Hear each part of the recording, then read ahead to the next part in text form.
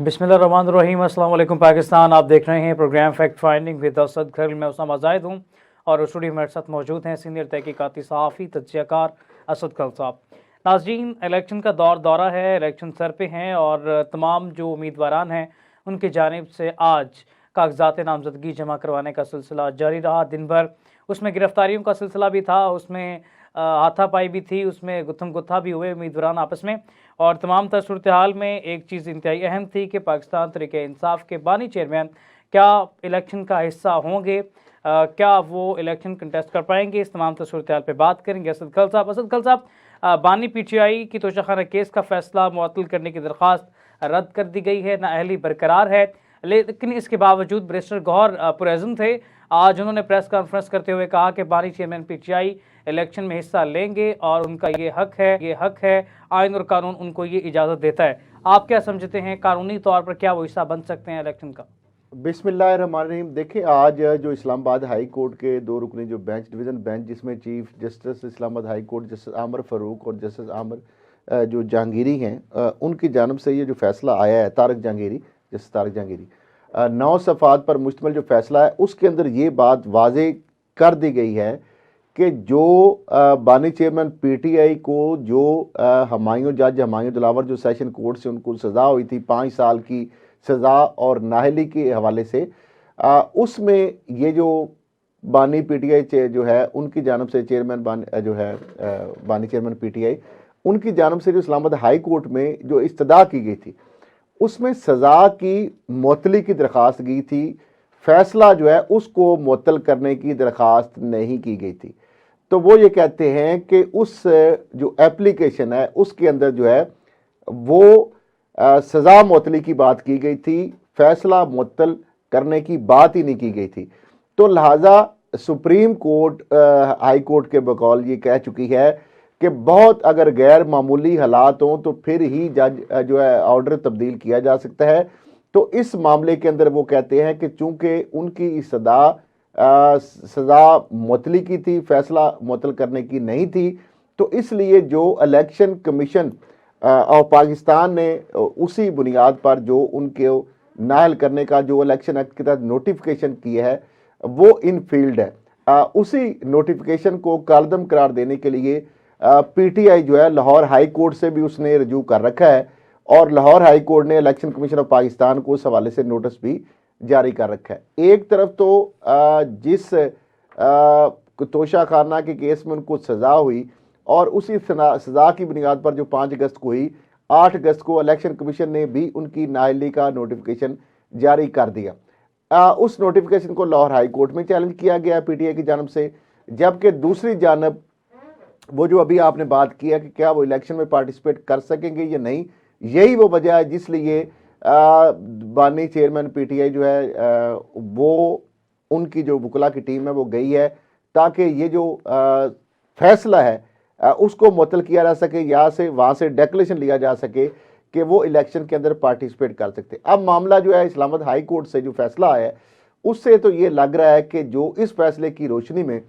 तो शायद वो इलेक्शन नहीं लड़ पाएंगे। हाँ, इससे बाद अगर कोई सुप्रीम कोर्ट का कोई फैसला आ जाता है जिसमें उनको अलाउ कर दिया जाता है इलेक्शन लड़ने के लिए, तो उस पर कुछ कहा नहीं जा सकता। लेकिन इस फैसले की रोशनी में मुझे जो मेरी जो दानिश है उसके मुताबिक या मेरी कुछ वकला से बात हुई है वो कहते हैं कि इलेक्शन नहीं लड़ सकते। नहीं लड़ सकते, लेकिन चेयरमैन PTI तो चलो, साबिक चेयरमैन PTI इलेक्शन नहीं लड़ सकते, लेकिन जो उनके उम्मीदवारान हैं आज उन्होंने कागजात नामजदगी भी जमा करवाते रहे, तो गिरफ्तारियों का मुसलसल सिलसिला जारी है। इस वाले से आप क्या कहेंगे? देखिए, अभी तो ये लग रहा है कि जो इलेक्शन 8 फरवरी के से पहले एक इलेक्शन से पहले इलेक्शन है और वो इलेक्शन ये है कि कौन PTI का उम्मीदवार जो है फॉर्म लेने में कामयाब होता है और कौन कागजात नामजदगी जमा कराने में कामयाब होता है। अभी तक तो यही इलेक्शन से सख्त मरला बना हुआ है, तो वो तो कागज़ हासिल करना उनके लिए काबिल टास्क बना हुआ है और फिर जिन्होंने कागज़ ले लिए तो उनके बाद उनके कागज़ जमा कराना जो है वो एक मरला बना हुआ है। अभी जो इतलात आ रही हैं, जिस तरह आप बता रहे थे कि एक तो अहमद चट्ठा जो है गालबन गुजरांवाला से या वजीराबाद से जो कैंडिडेट थे, उनको जमा कराने के जब कागज़ गए हैं तो शायद उनको हिरासत में लिए जाने की इतलात है। लिया के हवाले से पता चला है कि एक उम्मीदवार जो है वो बिल आखिर कागजात नामजदगी जमा कराने में कामयाब हो गए, तो उस पर वो जश्न मना रहे हैं कि जैसे उन्होंने इलेक्शन जो है वो जीत लिया है। अब ये सूरत हाल बनी हुई है। बहुत सारे ऐसी जगह हैं जहाँ से बहुत सारी जगहों पे तो पीटीआई के जो उम्मीदवार हैं वो कागज़ हासिल नहीं कर पाए, और कहीं से अगर किसी ने हासिल कर लिए हैं तो अभी वो जमा नहीं करवा पा रहे। मियां तारक और महमूद के हवाले से बात कर रहे थे कि NA 77 से रहनुमा पीटीआई हैं, उनके मुकाबले में अता तरड़ भी हैं, तो उधर से उनके कागजात लिए ही नहीं गए, वसूल नहीं किए गए। वसूल ना किए जाने की वजूहत क्या है? ये जो आप बात कर रहे हैं कि जो नासिर महमूद बशीर जो विरक है उनके हवाले से जी। बात की है। देखिए, नासिर महमूद बशीर विरक जो हैं वो उनका एक लॉन्ग स्टैंडिंग है। 20 साल से वो मुख्तलिफ औकात के अंदर जो है रुकन असम्बली मुंतखब होते रहे।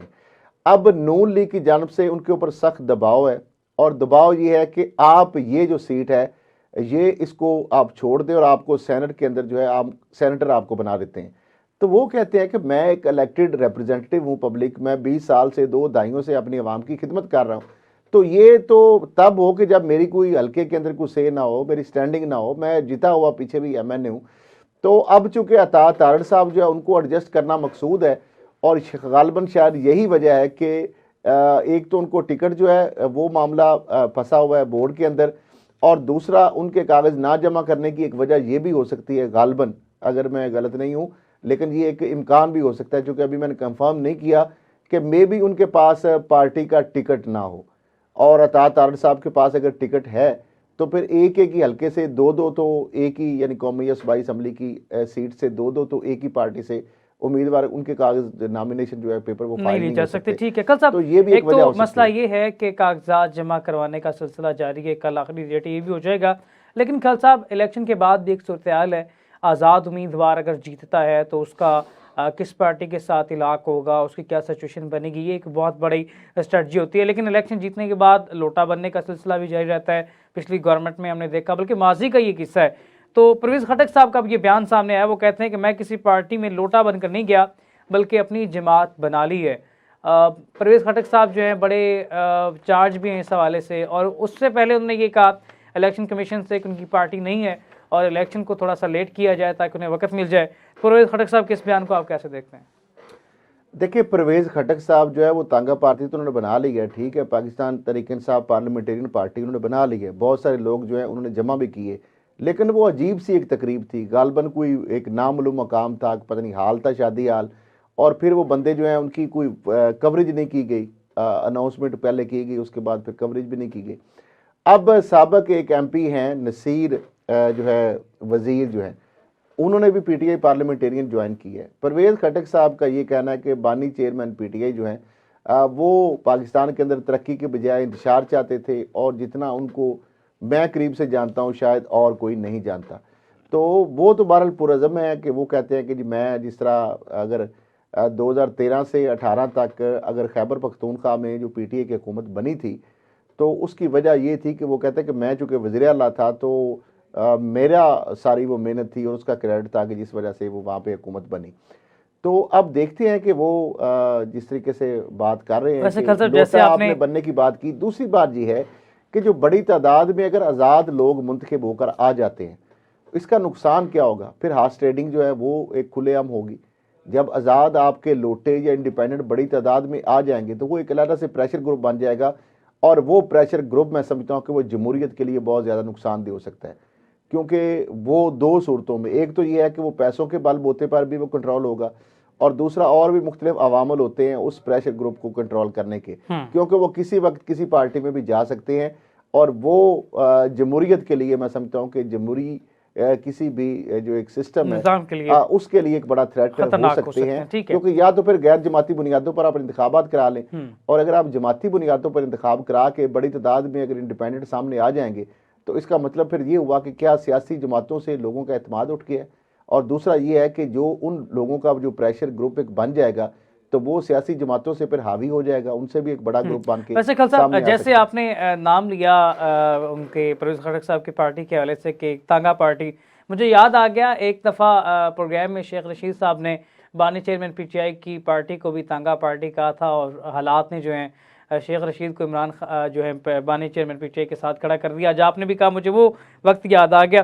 खल साहब, इसके साथ एक और भी चीज़ है कि आम इंतखाबात में हम बात कर लेते हैं कि पीटीआई के टिकट किस किस को मिलेंगे, क्या तफसीलात हैं, कोई रिपोर्ट इस हवाले से सामने आई है? देखिए, चेयरमैन पीटीआई जो बैरिस्टर गौहर अली हैं, चूँकि सामने तो वो ही हैं फेस पे, तो वो ये कहते हैं कि हम, ये जो एक परसेप्शन भी है कि सिर्फ वकला को ही टिकट मिलेंगे। उनका यही कहना है कि जो साबिक टिकट होल्डर हैं, जो कौमी सूबाई असम्बली के टिकट होल्डर या साबिक जो अहदेदार हैं या जो कारकुन हैं, उनको टिकट दिए जाएंगे। लेकिन सवाल ये पैदा होता है कि जो ज़्यादातर हमने देखा है कि मेजॉरिटी जो रुकने कौमी या सूबाई असम्बली जो है, वो तो पीटीआई को खैरबाद कह चुके हैं। कुछ अंडरग्राउंड हैं, कुछ बैरून मुल्क हैं, कुछ केसेस फेस कर रहे हैं, कुछ जेलों के अंदर है। तो बहुत बड़ी तादाद तो जो है वो उम्मीदवार जो है उस हवाले से उस कैटेगरीज के अंदर तो वो फाल ही नहीं करते, यानी उम्मीदवार उनके पास अवेलेबल नहीं है। अब दूसरी ऑप्शन ये है कि आम कारकुन और दूसरी जानब जो है वकला। तो मामला ये है कि जो फिर अगर ये सूरत हाल बनेगी तो क्या अवाम में उन लोगों के हवाले से जो एक वकला को अगर आप लाएंगे जिसकी पीटीआई के अंदर पहले कोई कंट्रीब्यूशन नहीं है, तो उससे क्या पीटीआई के जो लोग हैं उसको एक्सेप्ट कर लेंगे, या वो अपने जो नज़रियाती कारकुन हैं या उनको अगर इग्नोर करके देखें। अगर तो उनके कारकुन भी अवेलेबल ना हो उसी हलके से, तो फिर तो किसी वकील को, एक स्ट्रेंजर को वहाँ पे लाया जाए तो बात समझ आती है। लेकिन अगर उनके कारकुन वहाँ पे मौजूद हों और वो विलिंग भी हों और उनकी कंट्रीब्यूशन भी पार्टी के लिए हो और उनको इग्नोर कर दिया जाएगा, तो मेरा ख्याल है उससे भी कारकुनों के अंदर एक मायूसी आएगी। अब ये बात अपनी जगह पे मिथ मौजूद है कि जी पीटीआई जिसको भी टिकट दे देगी, जिसके पर हाथ रख देगी, लोग उसको वोट देंगे, क्योंकि बानी चेयरमैन पीटीआई अगर कह देंगे कि ये मेरा कैंडिडेट है तो लोग उसको वोट देंगे। लेकिन ये इस हद तक भी, बहुत हद तक बात ठीक है, लेकिन कुछ ऐसे भी अवाम उसके अंदर जो वोटर मौजूद होंगे जो इस बात पर भी उनका एक अपना खामोश एहतजाज हो सकता है कि जो नज़रियाती कारकुन या अवेलेबल थे, जिनकी कंट्रीब्यूशन थी पार्टी के लिए, उनको इग्नोर किया गया है, जबकि वो इलेक्शन में अहल भी थे, पार्टिसिपेट करना भी चाहते थे, और उनको इग्नोर करके एक जो नामालूम या ठीक है, ये तो कल सब बात की सूरत हाल होगी। स्ट्रेंजर जो एक वकील को ला के आप पार्टी का उम्मीदवार बना देते हैं, तो ये दोनों आरा इसमें पार्टी के अंदर शिकूक व शुबहात पैदा हो सकते हैं। कल साहब, शर्जील मेमन का एक बयान है, अब वो कहते हैं कि पीटीआई की लीडरशिप काले करतूतों की वजह से जेल में। लेकिन सवाल मेरा खल साहब ये है कि शर्जील मेमन साहब से कोई पूछे कि वो तरीके इंसाफ के रहनुमा जिन्होंने तरीके इंसाफ को खैरबाद कह दिया, इस्तेकाम पाकिस्तान पार्टी का हिस्सा बन गए, जिनमें नॉमिनेटेड अगर बात की जाए तो बेशुमार हैं, फिरदौस आशिक अमान साहिबा हैं, फयाजुल हसन चौहान, ऐसे कई नाम हैं जिन्होंने तरीके इंसाफ को खैरबाद किया, फिर इस्तेकाम पाकिस्तान पार्टी का हिस्सा बने भी, फिर वो क्यों जेलों में नहीं है? देखिए, बेसिकली मामला ये है कि जो वो बात ये कर रहे हैं, बात ये है कि वो किस इल्ज़ामात के तहत जो है वो जेल के अंदर रहे हैं, उनके ऊपर क्या केसेस थे। तो जब आप किसी के ऊपर इल्ज़ाम लगाते हैं तो उससे पहले अपने गिरबान में भी आपको देख लेना चाहिए।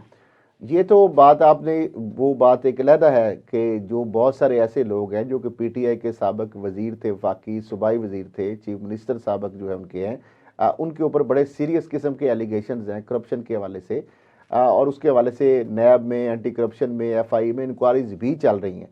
और वो ज़्यादातर उसमें वो लोग जो है ख़ास तौर पर जिनके ऊपर इस तरह के इल्ज़ामात हैं, वो तो पहले ही वो कहते हैं कि जो बस में ही बैठ गए थे आईपीपी के हवाले से, और पीटीआई को खैरबाद उन्होंने कह दिया था। तो इसमें भी कोई शक नहीं है कि उनके खिलाफ तो कोई अभी तक कार्रवाई जो है हमें देखने में नहीं आ रही। लेकिन दूसरी जानब जो है वो बात कर रहे हैं कि जो काले करतूतों की वजह से अंदर है, तो वो जो काले करतूतों वाले बहुत सारे जो है वो बाहर भी हैं और मुख्तलिफ पार्टियों में भी जा चुके हैं। शायद कुछ उसमें पीपल्स पार्टी में भी चले जाएं या कुछ चले गए होंगे या राब्तों में है। तो मामला ये है कि इतना मामला जो है, ये इल्ज़ाम लगा दिया आपने, लेकिन ये स्वीपिंग स्टेटमेंट है, ये इतना भी ये सादा मामला नहीं है कि आप जिस तरीके से बात कर रहे हैं। बिल्कुल, आप ठीक कह रहे हैं। कल साहब, इस हवाले से थोड़ा सा हम आगे बढ़ेंगे। पेशावर हाई कोर्ट का आज बड़ा फैसला है तहरीक इंसाफ के लिए। उन्होंने कहा है कि पीटीआई इंट्रा पार्टी इलेक्शन जो है, इलेक्शन कमीशन को उन्होंने कहा है कि कल तक आप उसका फैसला जारी करें। कल साहब, सवाल ये है कि क्या पाकिस्तान तहरीक इंसाफ बल्ला बचाने में कामयाब हो जाएगी?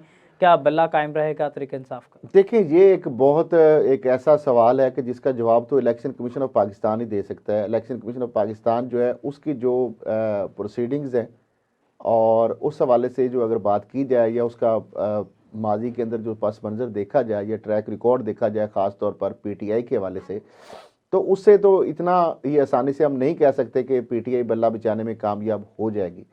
लेकिन मुझे एक चीज़ इसमें खदशा है, या मेरी अपनी एक ऑब्जर्वेशन है या असेसमेंट है, मे बी ये फैसला जो है कोई लटक जाए या कोई कन्फ्यूजन सी एक क्रिएट हो जाए, लेकिन आखिरी वक्त के अंदर एक वक्त में ये लगे पीटीआई को कि हमें बैट का निशान मिल गया, लेकिन उसके बाद आखिरी वक्त के अंदर ये मुकाफात अमल में बात कर रहा हूँ क्योंकि ये हो चुका है पाकिस्तान में, आखिरी वक्त में जिस तरह नवाज शरीफ साहब की टिकटें जो है रद्दी की टोकरी बन गई थी सेनेट के इलेक्शन के अंदर, तो कहीं ये भी ना हो कि जब ये एक दफ़ा इनको सीढ़ी पे चढ़ा के बल्ले का निशान दे के और जब कैंडिडेट सारों को अलाट हो जाएं और जब ये इलेक्शन में पार्टिसिपेट करने लगे या पार्टिसिपेट कर चुके हों या जब इनको नोटिफाई किया जाने लगे, तो उस वक्त ये कहा जाए कि जनाब ये तो जो कैंडिडेट हैं ये ट्रीटेड एज इंडिपेंडेंट, या इनको वो उनकी सीटों के ऊपर एक क्वेश्चन खड़ा हो जाए, तो ये बात भी हो सकती। क्योंकि अगर वो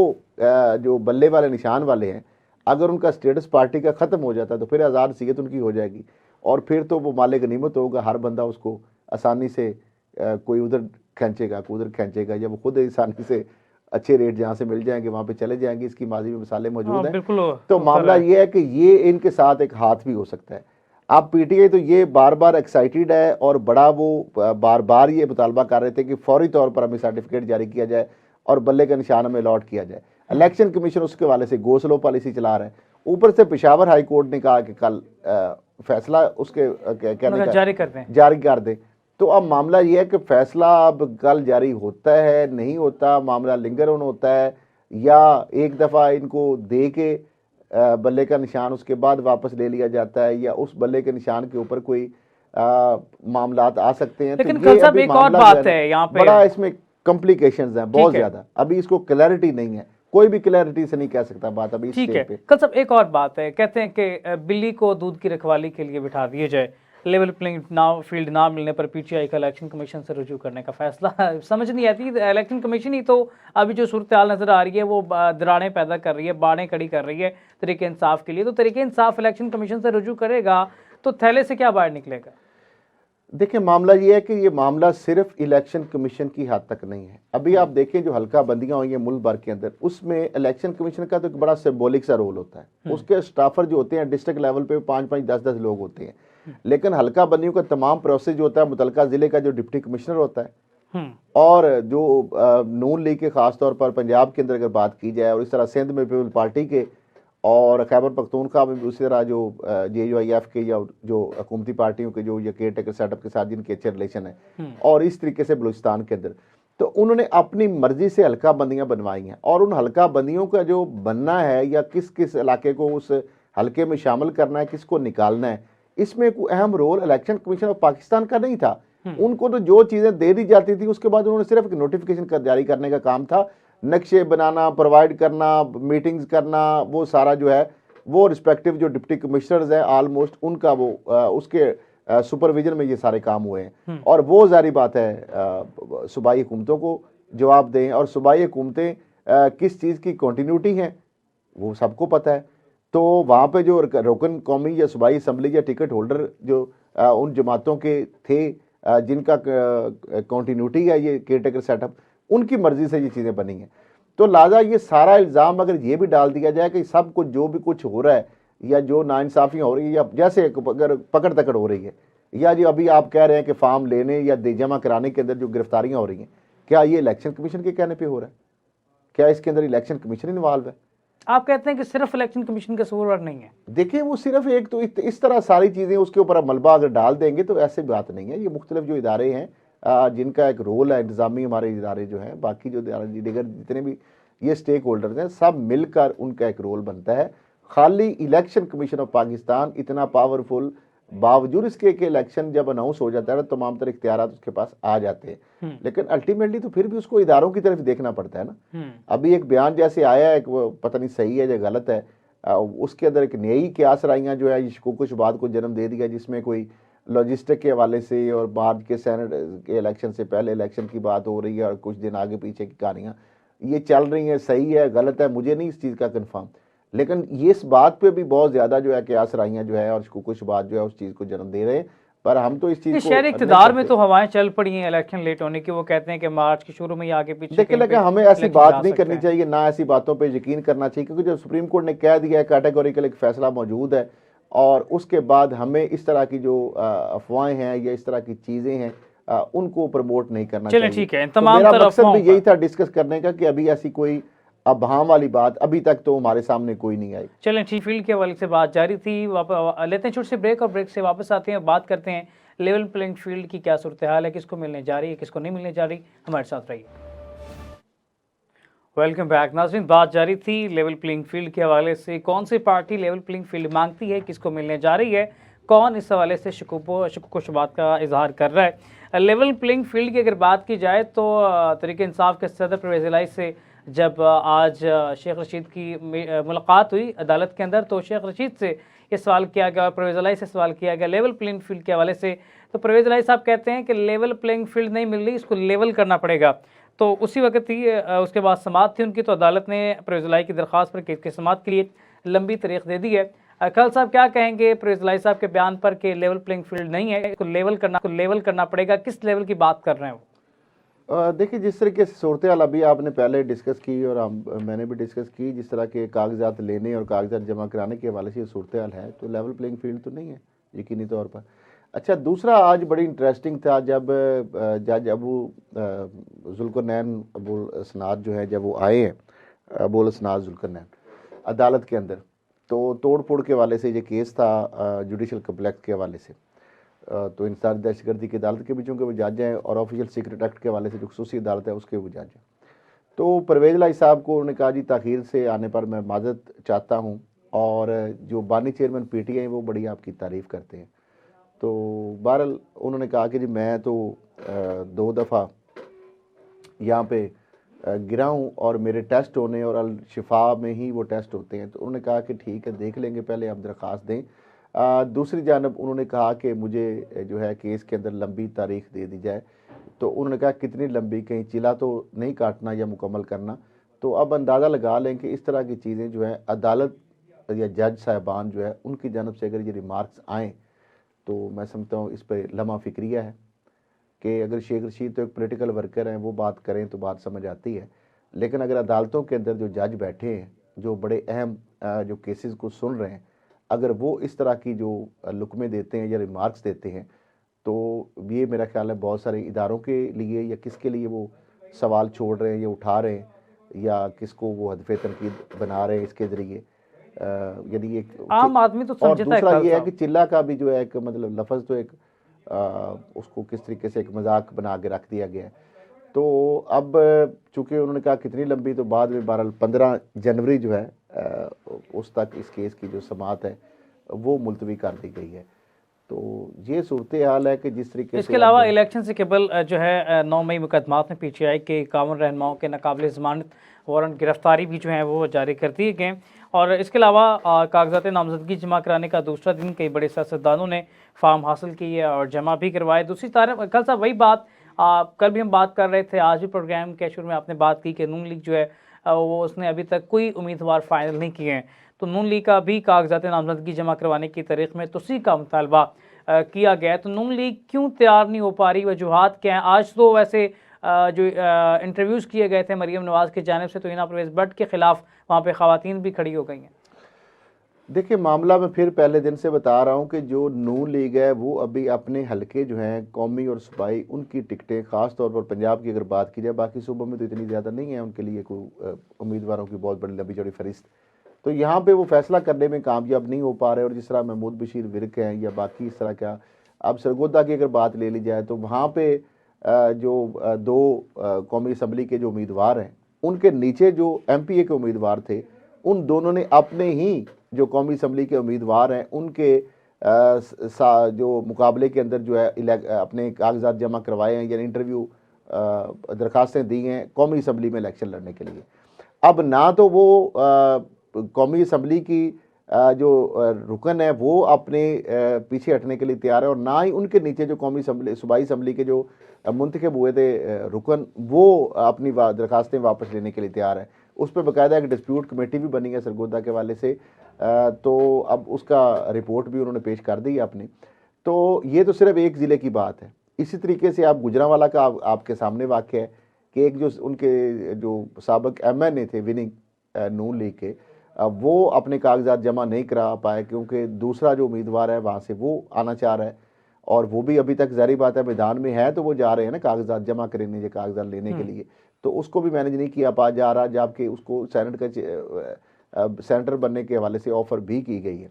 तो इस तरह और बहुत सारे हलकों के अंदर ये मसाइल हैं नून लीग को, और नून लीग इसलिए चाह रही है कि ये इलेक्शन जो है, इस ये ख़ास तौर पर जो इलेक्शन अगर शायद हो ना हो, लेकिन ये शेड्यूल जो है ना इसको, और ये शेड्यूल मेरा ख्याल है, अब मैं इस पे कोई बहुत सख्त बात है या इतनी कॉन्फिडेंस से बात नहीं कह सकता, लेकिन हालात वाक़यात जो लगते हैं उससे मे भी ये कागजात नामजदगी जमा कराने या हासिल करने का डेट के अंदर मे भी खारिज इम्कान इसको करार नहीं दिया जा सकता कि ये इसमें तोसी भी शायद हो जाए, ऐसा इम्कान है, क्योंकि बहुत सारी जमातें जो है उनकी जानिब से, क्योंकि ज़ाहिर बात सियासी जमातों की मुशावरत से या उनकी ही सहूलत के लिए ये सारा किया जाती है चीज़ें, तो अगर ऐसी चीज़ होगी तो मे भी इसको election commission of Pakistan consider भी कर सकता है, जैसे जाने का इम्कान है। ठीक है, नून लीग ने जो तुसी का मुतालबा किया है, कहीं लगता नहीं है कि नून लीग खुद भी तजब्जुब का शिकार है और अपना कोई फाइनल नहीं कर पा रहे, उनका टर्न किस तरफ होने जा रहा है? देखिए, तजब्जुब से खुद ही है ना कि जब पार्टी एक अपने कैंडिडेट को ही नहीं कर पाई फाइनलाइज, तो वो तो फिर किस तरह पार्टिसिपेट कर सकेंगे इलेक्शन में। यानी अभी तक कल लास्ट डेट है कागज जमा कराने की, और अभी तक वो टिकटों का फैसला बहुत सारे हलकों के अंदर नहीं हो सका। इंटरव्यूज जा रही हैं अभी तक, तो इंटरव्यूज पे इंटरव्यू हो रहे हैं, मेरे ख्याल 14 पार्लियामेंट्री बोर्ड के इजलास हो चुके हैं अब तक, 13-14। तो आज फटाई पड़ गया हिना परवेज भट्ट के खिलाफ जो है खवातीन खड़ी हो गई हैं, तो क्या लड़ाइयों का सिलसिला आज अब देखें ना 15वां इजलास है, 15 इजलासों में क्या वहां से कोई तेल या गैस निकालनी है आपने? सिंपल सी बात है कि आपने एक पॉलिसी डिसीजन आपने अनाउंस किया था कि जो विनिंग कैंडिडेट होंगे कौमी या सूबाई यानी एमए या एमपीए, तो एमएनए एमपीए, तो उनको तो हम कंटिन्यू करेंगे। तो अभी आप देख रहे हैं कि विनिंग कैंडिडेट उनको भी कंटिन्यू मियां साहब वतन वापस आए, उनका एक मैदान बनाने की कोशिश की गई, इतना बड़ा जलसा भी बनाया, कबूतर भी लाए गए, आवाम भी आ गई, बड़ा लाइटों से जो बड़ा जमे गफीर दिखा दिया गया। क्या समझते हैं कि मियां साहब वतन वापस जो आए उनसे पार्टी को फ़ायदा हुआ कि पार्टी जो कोई वाजे पोजीशन बनाने में कामयाब हो सके? पार्टी को यकीनी तौर पर फायदा होता है, हुआ है, लेकिन कोई जारी बात है जो उनका वोट बैंक है वही है ना। मियां साहब के आने से सिर्फ ये है कि थोड़ा चार्ज हो गया वोटर, और जो कैंडिडेट हैं या वो थोड़ा सा एक मतलब पार्टी के अंदर एक मोमेंटम या एक जज्बा आ जाता है, और उनको ये लगता है कि अब इलेक्शन भी होंगे, और ये भी उनको खुशफहमी का शिकार है। फिलहाल तो आज के दिन तक नवाज शरीफ साहब चौथी दफ़ा वज़ीर आज़म बनने जा रहे हैं, और शायद वो वज़ीर आज़म बनने की यकीन दहानी की बुना पर जीरो रिस्क की वजह से ही वो पाकिस्तान आए हैं। ये एक परसेप्शन है अमूमी तौर पर। कह सकते हैं कि मियां साहब इलेक्शन की डेट लेकर आए हैं। देखिए, अब फैसला जो इलेक्शन की डेट तो सारी बार जब अनाउंस हुई उसके बाद ही है, तो अब फैसला इसका जो है वो करना है अवाम ने 8 फरवरी को। लेकिन जो अभी आपने गहमा गहमी की बात की है और कागजात नामजदगी हासिल करने के हवाले से अगर बात की जाए, तो नवाज शरीफ साहब जो है दूसरे रोज़ शहबाज शरीफ, मरीम नवाज, आसफ जरदारी, खुर्शीद शाह, फैसल करीम कुंडी, जहांगीर तरीन, नलीम खान चौधरी, निसार, शेख रशीद, आफ्ताब शेरपा समेत कई जो सियासी रहनुमाओं ने कागजात नामजदगी हासिल की हैं। अच्छा, पहले हम देखते कि जब कागजात नामजदगी जमा कराने का सिलसिला होता था ना, तो अब कल चूँकि आखिरी डेट है तो हम देखेंगे, तो उसमें तो बड़ा ढोल ढमक्का होता था, बड़ा गैदरिंग होती थी, बड़े जुलूस और जलसे और रैलियाँ, और बाकायदा उसको एक पावर शो के तौर पर लिया जाता था, क्योंकि हल्के के लोगों के ऊपर एक तासर बिठाने के या धाक बिठाने के लिए कि देखें जी, ये उम्मीदवार ने जब कागज़ जमा कराए तो इतना बड़ा काफिला था, गाड़ियाँ थीं, और एक हवाओं का रुख जो है ना उससे काफ़ी बदलने में वो चीज़ कामयाब हो जाती है। लेकिन इस दफ़ा वो गहमा गहमी की बजाय तो अब देखें जो चाहता है जब उसको काबू कर लेते हैं तो मतलब ये है कि ये सूरत हाल इस दफ़ा थोड़ी मुख्तलिफ एक पार्टी के वाले से खास तौर पर यही पॉलिसी चल रही है। डोल डमका क्या करना है उन्होंने, ये बंदे साथ क्या लेके जाने हैं, लेकिन बैंड तो बजाई जा रही है ना। देखिए, बैंड तो उनकी बज रही है, उन्होंने क्या बैंड बजाना है, तो मामला ये। लेकिन दूसरी जानब भी कोई इस तरीके से गहमा गहमी या वो जो जोशो खरोश होता है ना, जो इलेक्शन के लिए एक कलर होता है, रंग होता है, बाकायदा एक अल्लाह गुल्ला होता है, और ये जो चीज़ें हैं वो नज़र नहीं आ रही। इंतखाबात का फ्यूचर आपको क्या नज़र आ रहा है? देखिए, इंतखाबात का फ्यूचर तो अभी नून लीग वर्सेस नून ही पंजाब के अंदर तो नज़र आ रही है। पीटीआई वाले बेचारे ज़ेरे ज़मीन है, कोई बैरून मुल्क हैं, कोई जेलों में। जो मरीम नवाज साहिबा अलीम खान के सामने आ रही हैं, ये मुकाबला कैसा देखते हैं? मेरा नहीं ख्याल ये मुकाबला होगा। अभी तो आमने सामने आ चुके हैं, फार्म हासिल कर लिए कि देखिए फार्म हासिल ये कहीं ना कहीं एडजस्टमेंट हो जाएगी, क्योंकि अलीम खान के साहब के पास एक चैनल भी है और वो अपना एक अच्छा उनका पॉलिटिकल प्रोफाइल भी है और एक अच्छे खासे उनका अपना एक प्रोफाइल है। तो मुझे नहीं लगता कि वो आपस के अंदर जो मुकाबला करेंगे। एक तरफ सीट एडजस्टमेंट की बातें हो रही, दूसरी तरफ मुकाबला होगा, ये किस तरह हो सकता है पॉसिबल? तो कल साहब जो मियाँ साहब हैं इस वक्त और मरीम नवाज साहिबा हैं, एक कोई सिंध से जा चुका है, कोई लाहौर से निकल रहा है, तो लाहौर में जो अलीम खान साहब के सामने आए तो क्या हो नहीं सकता ये सिर्फ पेपर फिलिंग के लिए किया जा रहा है? देखिए मैं समझता हूँ कि ये जो होती है ना, कुछ चीज़ें जो होती हैं कि वो एक ब्लैकमेलिंग टूल के तौर पर या ऑप्शन के तौर पर चीज़ें डिस्कस होती हैं। बहुत सारी ऐसी चीज़ें भी उसके लिए भी कार्ड खेले जाते हैं, मे बी हो, may be give and take हो, तो इस चीज़ को इस तरह भी लिया जा सकता है। यानी कोई जो चीज़ें हैं आईपीपी से नून लीग बनवाना चाह रही हो या आईपीपी नून लीग से बनवाना चाह रही हो, तो इसलिए भी ये चीज़ें हो सकती हैं। तो लिहाजा ये जो मामला है कि जिस तरीके से ये एक ही सीट के हवाले से अगर बात की जाए, तो मैं समझता हूँ कि ये मुझे अभी रिसेंटली तो इनके आपस में इजलास हो रहे हैं। पहले जो 64 सीटों की बात आ रही थी कि आईपीपी ने नून लीग से मांगी है, और फिर पता चला है जी को 90 सीटें मांग रहे हैं और 60 सूबाई की और 30 जो है कौमी की। तो ये तो कल बाकायदा नून लीग के बोर्ड में भी गालबन ये उस ज़राए से खबरें चली हैं कि उन्होंने कहा जी फिर हमने अगर आईपीपी को इतनी सीटें देनी है, ये काफ लीग को 5 ऊपर कौमी की और 8 जो है पीपी सूबाई की देनी है और 90 सीटें इनको देनी है, 30 कौमी और 60 सूबाई की, तो फिर हम तो ना ही समझे या इलेक्शन में फिर हमें अगर लोगों को ही हमने सारी सीटें देनी है तो फिर हमें इलेक्शन लड़ने का क्या फ़ायदा। तो ये ऐसी चीज़ें जो है मुझे नहीं लगता कि ये मामला जो है अभी तो मीटिंग जिनकी चल रही हैं, दोनों तरफ से कमेटियां बनी हुई सीट एडजस्टमेंट के वाले। सब जो ये सूरत हाल आप बता रहे हैं कि कहीं सीट एडजस्टमेंट हो रही है, कहीं एक दूसरे को मनाया जा रहा है, बिठाया जा रहा है, अब इंतखाबात के अंदर तो ये हो जाएगा। क्या इस दफ़ा समझते नहीं है कि आवाम जो है वो शऊर ले चुकी है, वो समझती है इन चीज़ों को? क्या इन इकट्ठों से या इन जो ग्रोह बना के इलेक्शन किए जा रहे हैं, इन ग्रोह बंदियों से क्या आवाम जो है सेटिस्फाई हो सके? देखिए मामला ये है कि अवाम सेटिस्फाई हो सकेंगे या नहीं हो सकेंगे वो तो बाद का मामला है। फिलहाल तो अवाम जो है, जो वोटर है, उनको अगर अपना कैंडिडेट ही ना मिले, कैंडिडेट ही उनका मौजूद नहीं होगा एक पार्टी का, तो वो वोट कहाँ पे डालेंगे? आप कह रहे हैं पाकिस्तान तहरीक इंसाफ का कैंडिडेट नहीं हो साहब? सारी बात है, सूरत जो नजर आ रही है अभी तक की जो ग्राउंड जमीनी हकायक है वो तो यही इसी चीज का जो संदेशा दे रहे हैं कि वहां पे तो कैंडिडेट जो है वही गायब है। जो बेचारा को फार्म लेने गया छुप के भी, तो उसको भी उचक लिया गया और उसको भी दाएं बाएं कर दिया गया, और बहुत सारे लोग बेचारे डरे हुए हैं, सहमे हुए हैं, खौफजदा हैं, तो वो लेने नहीं गए फार्म। पाकिस्तान तहरीक इंसाफ के बगैर इलेक्शन की क्या क्रेडिबिलिटी होगी? देखिए मैं समझता हूँ कि ये जो इलेक्शन अगर इस तरह होगा तो क्रेडिबिलिटी तो फिर सवालिया निशान तो होगा, और बहुत बड़ी तादाद है। देखिए कोई भी पार्टी अगर है, मैं समझता हूँ किसी पार्टी को भी अगर आप आउट करें, पाकिस्तानी शहरी हैं, उससे उन शहरियों का अपना आज़ादाना तरीके से किसी भी पार्टी को जो वोट दे सकते हैं, उनके पास ये हक है। अब नून लीग एक बड़ी पार्टी है, पीपल्स पार्टी है, पीटीआई है, तो किसी एक पार्टी को बिल्कुल ही आप दीवार से लगा दें और उसके जो हमायत याफ्ता हैं या उसके हमदर्द हैं या उसके वोटर जो सपोर्टर हैं, उनके पास को ऑप्शन ही ना आप दें और उनको आप आउट कर दें, तो वो जो बाकी फिर जिस तरीके से जो लोग आएंगे, क्या वो लोग उनको एक्सेप्ट कर लेंगे? वो एक बहुत बड़ी तादाद जो है वो कभी भी उनको एक्सेप्ट नहीं करेगी, और उसका नतीजा क्या निकलेगा? फिर वही सियासी अदम इस्तेकाम। फिर कल सब एक और बात भी है, बानी चेयरमैन पीटीआई ने इशारा दिया कि अगर उनकी पार्टी को लेवल प्लेइंग फील्ड नहीं मिलती, उनको इलेक्शन के अंदर जगह नहीं मिलती, तो इंटरनेशनल अदालत में इस हवाले से रुजू करेंगे। इससे भी कोई फर्क पड़ेगा? पाकिस्तान के अंदरूनी मामलात हैं, ये इंटरनेशनल अदालत में तब होता है जब दो मुल्कों का आपस के अंदर कोई तनाज़ा हो। ये कोई दो मुल्कों का, दो पार्टियों का तनाज़ा, तीन का है या दो पार्टियों का तनाज़ा वो कहते हैं कि ये तो इसको आलमी अदालत इंसाफ में ऐसी चीज़ों को नहीं ले जाया जा सकता। जिस तरह उनके केस के बारे में भी बात की गई थी कि अमेरिका और बरतानिया में केस चलेगा, वो भी बात गलत है, उसमें भी कोई खिलाफ अकायद बात नहीं। हाँ जी, वो बयान की हद तक है, लेकिन उसकी भी कोई एग्जिस्टेंस नहीं है। कभी सुना है आपने कि एक ही मुल्क के अंदर जो केस, हमारी क्या इस्लामाबाद हाई कोर्ट का फैसला सेटिसाइड कर देगी बरतानिया की हाई कोर्ट या उसकी सुप्रीम कोर्ट? कभी हो सकता है? नहीं हो सकता, मतलब पॉसिबल ही नहीं है। मतलब एक बात बयान है जो मतलब वैसे ही लॉजिक विदाउट एनी लॉजिक। तो क्या पूरी दुनिया में ऐसा कोई इदारा मौजूद नहीं है जहाँ पे वो इंसानी हकूक़ की खिलाफ वर्जी के नाम पर अगर कोई केस करना चाहे? देखिए, हमारे यहाँ पाकिस्तान के अंदर फंडामेंटल राइट्स मौजूद हैं, इंसानी हकूक़ की खिलाफ वर्जियों के हवाले से हमारा आइन बड़ा क्लियर है, बहुत सारे उसने हकूक़ दिए हुए हैं और उसके लिए हमारी आइनी अदालतें मौजूद हैं, हाई कोर्ट्स मौजूद हैं, सुप्रीम कोर्ट मौजूद है।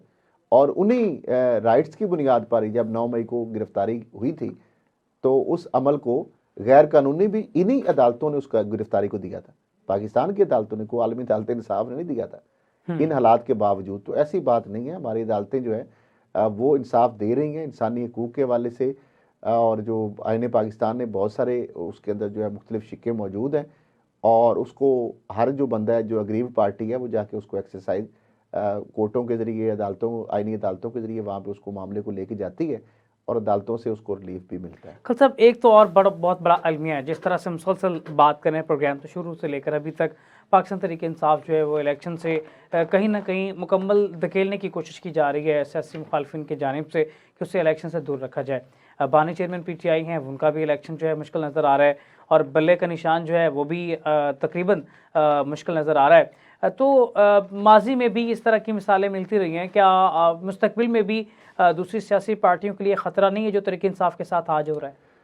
देखिए, ये तहरीक इंसाफ के साथ आज हो रहा है, लेकिन दीगर पार्टियों के साथ ये पहले हो चुका है। लेकिन उसके बावजूद वो इस जो सिस्टम है, इस चीज़ को वो एक्सेप्ट कर रहे हैं और वो इस सिस्टम को एक्सेप्ट किए बैठे हैं और इसको कभी उन्होंने यानी इस सिस्टम को इसके साथ डिस्कनेक्शन नहीं किया।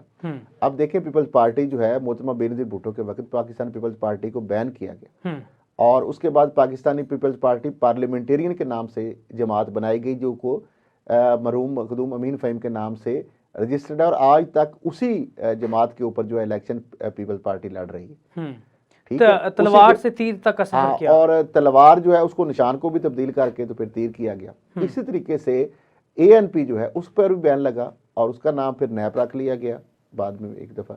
तो उसके बाद वो क्या पार्टी ख़त्म हो गई। अब इसी तरीके से ये एक कॉन्टिन्यूट एक प्रोसेस चल रहा है और मुसलसल वक्फे से ये चीज़ें हमें देखने में मिलती हैं। अब वही जो प्रोसेस है वो इस यानी जो उस सर्कल के अंदर अब PTI आ गई है, जिसके बारे में नून लीग ये कहती है कि 18 में जो इन्होंने हमारे साथ किया आज इनके साथ हो रहा है। तो अगर उन्होंने गलत किया या किसी सिस्टम के ज़रिए या किसी के ज़रिए वो लाडले बने, जो आपके बकौल ये कहते हैं, तो आज वो आपके ऊपर इल्ज़ाम लगा रहे हैं कि आज किसी आप लाडले बनने जा रहे हैं। तो इसमें जमहूरियत फिर कहाँ पे है, अवाम कहाँ पे है, वोट को इज्जत दो का मामला हमने तो शायद फिल्म अवाम में के नजर वोट ना की जो देखा हो तकद्दस है या अवाम के वोट का जो राइट है या उसकी जो ताकत है या ताकत का सरचश्मा जो अवाम है, वो कहाँ के एग्जिस्ट करते हैं। अगर 2018 में PTI गलत तरीके से आई तो आज नून लीग उसी तरीके को अडॉप्ट करके आना चाहती है इक़्तिदार में।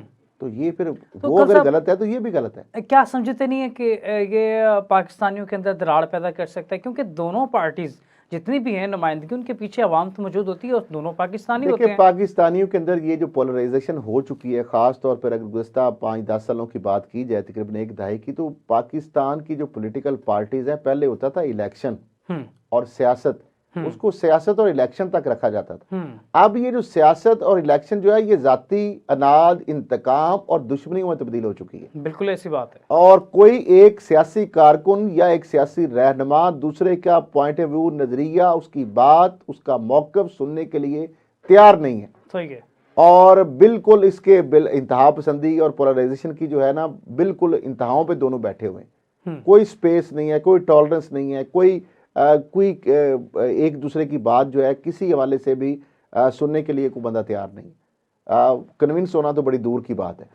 तो मामला ये है कि ये जो चीज़ हो रही है इसका नुकसान क्या होगा कि जब आप इस तरह के हालात पैदा करेंगे या इस तरह के इन्वायरमेंट होगा तो उससे मज़ीद घुटन में इजाफा होगा, मज़ीद पोलराइजेशन के अंदर इजाफा होगा, मज़ीद उसके अंदर इंतहा पसंदी आएगी, उसके अंदर टॉलरेंस मज़ीद ख़त्म होगी, उसके अंदर जो आपकी मतलब आपस के अंदर जो थोड़ा बहुत कोई स्पेस है, एडजस्टमेंट है या एक दूसरे को अकोमोडेशन है, वो बिल्कुल ख़त्म होकर रह जाएगी।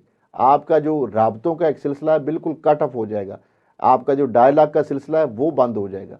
तो ये चीज़ें जो है मैं समझता हूँ कि जमहूरियत के लिए भी बेहतर नहीं है, मुल्क के लिए, किसी सोसाइटी के लिए, ये किसी सूरत में ये बेहतर नहीं होती। तो एक घरों में दो पार्टीज जो है उनमें ज़ाती मसाइल की वजह से दो धड़े बन चुके हैं और दोस्तों तक ने बोलना छोड़ दिया है।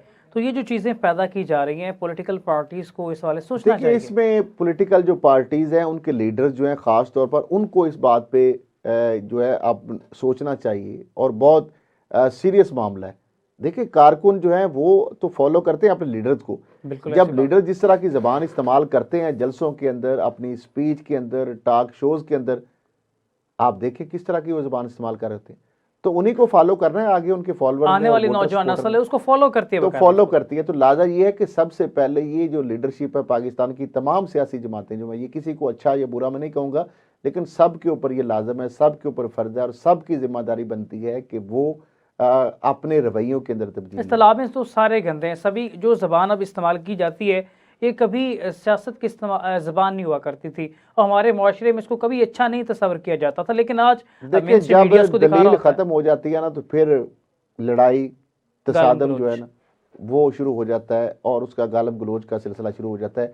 जब आपके पास दलील होगी ना, तो फिर आपको शोर मचाने की और हाथ उठाने की या गालम गलोच करने की आपको नौबत नहीं आएगी। वैसे कल लेकिन साहब दूसरी तरफ तमाम ये सियासी है, जमातें। दूसरी तरफ ये है कि दूसरी पार्टी जो है अब वो बात सुनने के लिए भी तैयार नहीं है। हालात और माहौल इस तरह का बन गया है कि गालम गलोच या हाथ उठाने की तो बात दूर की बात है, वो किसी की बात सुनने के लिए तैयार नहीं है, वो किसी का पॉइंट ऑफ व्यू मौकफ सुनने के लिए तैयार नहीं है।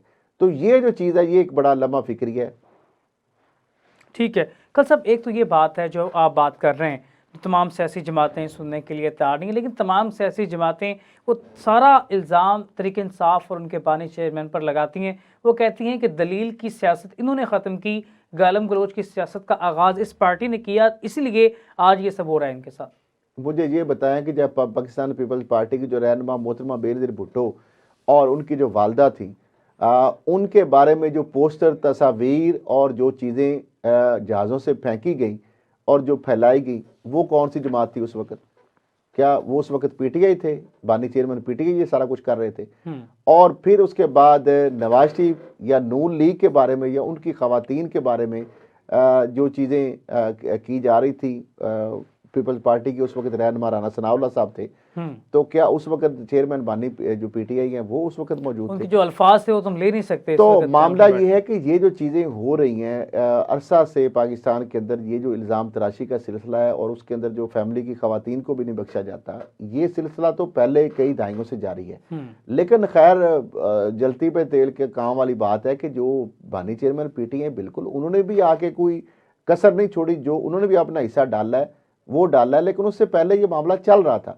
लेकिन वो कहते हैं ना कि इंतहा को बचाने में उन्होंने भी, उनका भी बड़ा अहम किरदार है। बेस नहीं तरीके इंसाफी से पहले होता रहा। कल साहब अगर हम मुसलसल बात करते हैं कि इस तरह की शिद्दत पसंद जो सियासत है ये मईशत को बहुत ज़्यादा काउंटर करती है, उसके पीछे भागती है और उसे तबाह कर देती है। नए साल में कराची वालों पर बिजली के बिलों का भी बोझ पड़ने जा रहा है। कराची पाकिस्तान का एक बड़ा शहर है, उस पर भी मुसलसल बोझ आ रहा है और दूसरी तरफ पाकिस्तान ने $35 करोड़ कर्ज के लिए वर्ल्ड बैंक की शराइत तस्लीम कर ली हैं। कभी IMF के सामने घुटने टेक दिए जाते हैं, कभी वर्ल्ड बैंक के सामने सर झुका लिया जाता है।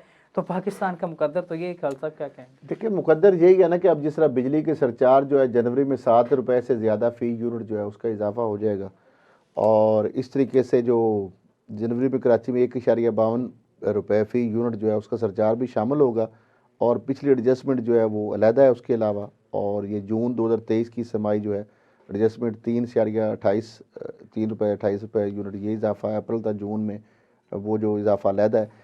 तो अब ये जो सूरत हाल हो रही है, एक तरफ जो है बिजली में मुसलसल इजाफा हो रहा है और साथ लोड शेडिंग का सिलसिला भी आजकल बिजली का भी हो गया। पहले गैस का, सर्दियों में तो खैर वो मेंटेनेंस रिपेयर के बारे में बात कर रहे हैं किस वजह से हो रही है। दूसरी जानब गैस जो है उसके बिलों में मुसलसल इजाफा हो रहा है और बिल जो है मज़ीद छोटे हो रहे हैं। अब तो वो पढ़ने भी अरसे से पढ़ने आपको एक यानी बहुत छोटा इतने से साइज़ का बिल बन गया, वो आ जाता है बिल्कुल जिस तरह बिल कम कर दिए ना। हाँ जी, तो मतलब ये है कि पैसे बढ़ा दिए और जो बिल जो है ना आम लोग पढ़ भी ना सके ताकि गश खा के कहीं दौरा ना पड़ जाए उनको, दिल का किसी को बेहोश ना हो जाए, क्योंकि बिल माशाल्लाह उसमें इतनी ज़्यादा अमाउंट भर दी गई है कि एकदम से कोई सुई गैस का जो सार्फिन है, आम जो सार्फ है, वो तो पढ़ के वैसे बेहोश हो सकते हैं। इसी तरह से ना कि हेडलाइन बन गई कि बिल कम कर दिए, तो बड़ी जल्दी से क्लिक किया कि पता नहीं कितना बिल कम हो गया, तो बिल का साइज कम हुआ था। ये मामला ये है कि इस तरह कौम के साथ ये मतलब ज़ख्मों पर मज़ीद इस तरह की हेडलाइन और खबरें लगाकर उनको मज़ीद मजाक बनाकर उन पे ज़ख्मों पे नमक छिड़का जाता है। और दूसरी जानब एक तरफ ये सूरत हाल और दूसरी तरफ जो 35 करोड़ डॉलर जो है कर्ज़ के लिए वर्ल्ड बैंक की शर्त जो है शराइत जो है हमने मज़ीद तस्लीम कर ली हैं। कर्ज़े पे कर्ज़े हम लेते जा रहे हैं, कशकोल हमने पकड़ा हुआ है। हमारी जो तईशात हैं, हमारी जो अल्ले तरल्ले हैं, उस पर तो हम खर्चे कर रहे हैं और दूसरे मुल्क से कर्ज़े भी ले रहे हैं, लेकिन आम आदमी जो है उसकी हालत-ए-ज़ार नहीं हम बदल रहे। आप हुक्मरान जो हैं, आपके तो एहसासों में इजाफ़ा हो रहा है, आपके बच्चों में आपके एहसासों में इजाफ़ा हो रहा है, आप दिन दुगनी और रात चुगनी तरक्की कर रहे हैं हर हवाले से, लेकिन पाकिस्तान का जो शहरी है, आम आदमी जो है उसको उसका जो कोई सूरत रिलीफ हाल है, नहीं मिल रहा है। उसका दिन और रात जो है उसके लिए अब जीना आप उनके लिए दूभर कर रहे हैं और 3 वक़्त की बजाय अब 2 वक़्त का खाना भी शायद उनके लिए आसाइशें मुश्किल है। माफिया के लिए हैं, रायतें माफिया के लिए हैं, पाकिस्तान माफिया के लिए है और पाकिस्तान के अंदर जीना जो है वो माफिया के लिए। गरीब लाठियाँ पड़ती हैं, सवाल किए जाएँ तो गिरफ्तार कर लिया जाता है, उनको दबा दिया जाता है। ये सिलसिला पाकिस्तान का मुकद्दर है। पाकिस्तान की जब तक अदालतें इंसाफ फ़राहम करने में कामयाब नहीं हो सकेंगी तब तक ये सिलसिला चलता रहेगा। किसी भी मुल्क की बका के लिए इंसाफ का तयन, इंसाफ का बोलबाला बहुत ज़रूरी होता है। इसी के साथ अपने मेज़बान इस्लाम अज़ायद और असद खल को दें इजाज़त। अल्लाह निगहबान।